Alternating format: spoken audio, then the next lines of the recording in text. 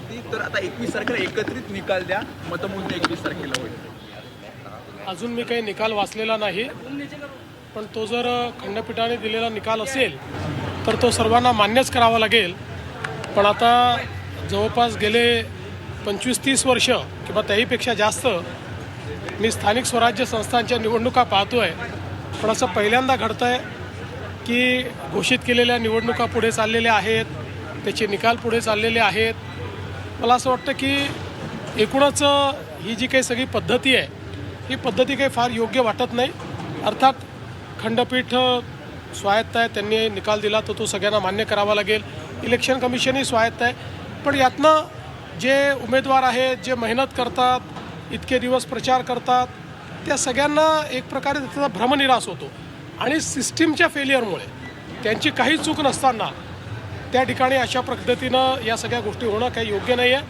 मला असं वाटतं अजून खूप निवडणुका इलेक्शन कमिशनला घ्यायच्या आहेत. या सगळ्या प्रक्रियेमध्ये निवडणूक आयोगाने सुधार आणला पाहिजे आणि किमान पुढच्या निवडणुकांमध्ये तरी असं होणार नाही हे निवडणूक आयोगाने बघितलं पाहिजे असं माझं मत. राज्य निवडणूक आयोगाची चूक वाटते, कारण ज्या प्रकारे दिवस दिले नाही, अपील केल्यानंतर 3 दिवस द्यायचे होते, त्यानंतर काही निवडणुका पुढे ढकलल्या आणि आता हा निर्णय येतो कोर्टाचा 24. आता माझं तरी मत असं आहे की मी चूक म्हणणार नाही. माझं मत असं आहे की जो काही कायदा आहे त्याचं चुकीचं इंटरप्रिटेशन हे करण्यात आलेलं आहे.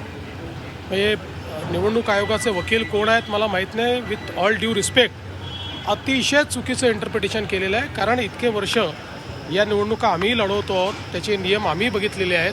मीही अनेक वकिलांशी त्याचा सल्लामसलत केलेली आहे. माझं मत आहे की हे चुकीचं इंटरप्रिटेशन आहे आणि त्यातनं ही निवडणुकीची सगळी प्रक्रिया, कारण मी पुन्हा एकदा सांगतो की ज्या ठिकाणी सगळ्या गोष्टी फॉलो झालेल्या आहेत अशा ठिकाणी कोणीतरी कोर्टात गेलं आणि कोर्टाने त्याला दिलासाही दिला नाही, तरी तो केवळ कोर्टात गेला म्हणून त्या ठिकाणी निवडणुका पुढे नेणं हे कुठल्याच तत्वात बसत नाही. हे अतिशय चुकीचं घडलेलं आहे. पण ठीक आहे, आता मी त्याच्यावर अधिक बोलणार नाही. या संदर्भात माझी पर्सनल नाराजी ही मी कालही प्रगट केलेली आहे आणि ती कायद्यावर आधारित आहे.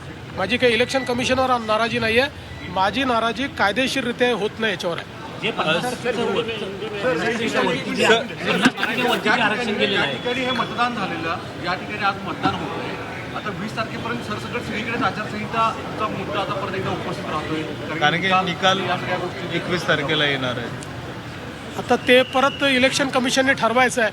पण केवळ 24 ठिकाणी निवडणुका व्हायच्या आहेत म्हणून 284 पैकी सगळी मतमोजणी पुढे करणं हे मला तरी योग्य वाटत नाही. पण ठीक आहे, मी त्याच्यावर यापेक्षा अधिक बोलणार नाही. सर, दुसरीकडे एकीकडे मतदान सगळीकडे सुरू आहे, मात्र दुसरीकडे गोपनीयतेचा प्रश्न देखील उपस्थित झालेला आहे. संतोष बांगर स्वतः जाऊन अशा पद्धतीच्या तिथे मतदान करा अशा पद्धतीच्या सूचना देत आहेत वगैरे. मला असं वाटतं की किमान लोकप्रतिनिधींनी लोकशाहीची चाड ठेवली पाहिजे आणि लोकप्रतिनिधींनी निवडणुकांमध्ये आपण कसं वागतो आहोत, आपण काय संकेत देतो आहोत, काय संदेश देतो आहोत याचा विचार केला पाहिजे असं माझं मत आहे. कोकणामध्ये विशेष करून पैशांचे आरोप मोठ्या प्रमाणात आले.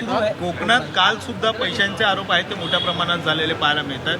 पैसे वाटप करताना एकीकडे काही सगळेच एकमेकावर आरोप करतात. या संदर्भात निवडणूक आयोग आणि पोलीस हे दोघेही सतर्क आहेत. कुठे गडबड झाली तर त्या ठिकाणी जी काही कायदेशीर कारवाई ती कारवाई देखील चाललेली आहे. मला असं वाटतं की ओव्हरऑल जर आपण बघितलं तर या निवडणुका शांतपणे पार पाडलेल्या आहेत.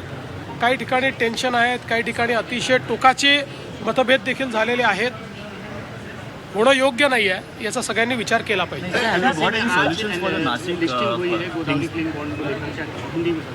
कि मुझे बहुत खुशी है कि हमारे प्रधानमंत्री मोदी जी हमेशा ये कहते हैं कि हमारे म्यूनिसिपल कॉरपोरेशंस ने बॉन्ड मार्केट एक्सेस करना चाहिए. और आज नासिक म्यूनिसिपल कॉरपोरेशन ने जो नासिक और त्र्यंबकेश्वर में कुंभ मेला होने वाला है उसके चलते क्लीन गोदावरी बॉन्ड्स आज इशू किए हैं. और मुझे इस बात की भी खुशी है कि ये जो बॉन्ड्स है ये 4 टाइम्स सब्सक्राइब हुए, 4 गुना ज़्यादा सब्सक्राइब किए गए हैं. एक प्रकार से जो म्यूनिसिपल कॉरपोरेशन है इसमें इन्वेस्टर का विश्वास इस माध्यम से दिखता है. और इन बॉन्ड्स को इशू करने के लिए केंद्र सरकार ने भी बड़ा इंसेंटिव दिया है. 26 करोड़ रुपए इंसेंटिव के रूप में अब म्यूनिसिपल कॉरपोरेशन को मिलेंगे. और साथ साथ अर्बन चैलेंज फंड को भी एक्सेस म्यूनसिपल कॉरपोरेशन कर पाएगी। तो कुंभ मेला तक बहुत महत्वपूर्ण कार्य इस माध्यम से म्यूनसिपल कॉरपोरेशन करेगी।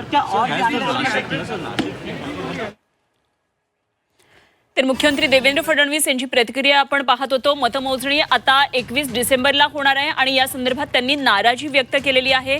अर्थातच खंडपीठानं हा निकाल दिलेला असल्यामुळे तो सर्वांना मान्य करावा लागेल, मात्र एकूणच ही पद्धती फार योग्य वाटत नाही। एक तर निवडणुका पुढे ढकलणं आणि त्यामध्ये आता मतमोजणी सुद्धा पुढे ढकलणं हे योग्य नाही। केवळ 24 ठिकाणच्या निवडणुका व्हायच्या आहेत आणि त्यासाठी आज होत असलेल्या 264 ठिकाणची मतमोजणी पुढे ढकलणं योग्य वाटत नाही असं त्यांनी म्हटलंय।